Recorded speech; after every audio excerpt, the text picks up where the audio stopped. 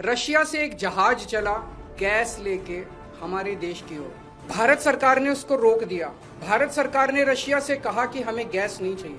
हमारे देश के प्रधानमंत्री हमें कह रहे हैं कि स्कूटर इस्तेमाल मत करो, मोटरसाइकिल इस्तेमाल मत करो, कार इस्तेमाल मत करो, public transport, work from home कर लो, तेल बचाओ। रशिया हमें तेल दे रहा है, हमें गैस दे रहा है, कह रहे हैं हम तेरे से नहीं खरीदेंगे। क्यों नहीं खरीदेंगे? ट्रंप ने मना किया है। तो मोदी जी ट्रंप के सामने क्यों झुके हुए हैं? 140 करोड़ लोगों का हित जरूरी है कि ट्रंप जरूरी है? मोदी जी की क्या मजबूरी है कि ट्रंप के सामने झुके हुए हैं? मोदी जी ट्रंप की बात क्यों मान रहे हैं? पूरी दुनिया का कोई नेता, कोई देश ट्रंप की बात नहीं मान रहा, मोदी जी ट्रंप की बात क्यों मान रहे हैं? चारों तरफ अफवाह फैली हुई है कि एप्स्टीन फाइल्स के अंदर मोदी जी का नाम है, इसलिए मोदी जी डरे हुए हैं। चारों तरफ अफवाह फैली हुई कि अडानी को बचाना है, इसलिए मोदी जी डरे हुए हैं।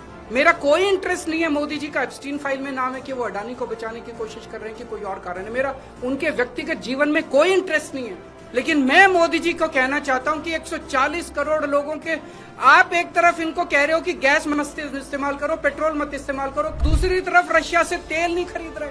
मोदी जी, मैं नहीं जानता आपके क्या व्यक्तिगत कारण है, लेकिन अगर आप अपने व्यक्तिगत प्रेशर को झेलने की क्षमता नहीं रखते हैं तो इस्तीफा दे दीजिए।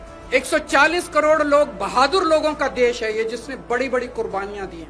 हमारे देश में ऐसे बहुत लोग हैं जो ट्रंप को उसकी जुबान के अंदर जवाब देंगे, ट्रंप के सामने खड़े होकर उसकी आंखों से आंखें मिला के ट्रंप को जवाब देने की हिम्मत रखते हैं हमारे देश में। ऐसे व्यक्ति को प्रधानमंत्री बनाएंगे हम, जो ट्रंप को उसकी भाषा में जवाब दे। आज मोदी जी, 140 करोड़ लोग आपसे फरियाद करते हैं, अभी तुरंत इसी वक्त रशिया से तेल खरीदना शुरू कीजिए, रशिया से गैस खरीदनी शुरू कीजिए और बंद कीजिए ट्रंप की गुलामी करना। हमारा देश महान देश है। बड़ी शर्म आती है, बड़ी दुख होती है, बड़ी कौफ्त होती है जब इतने बड़े महान देश का प्रधानमंत्री ट्रंप के सामने गिड़गिड़ाता है, उसके सामने झुक जाता है।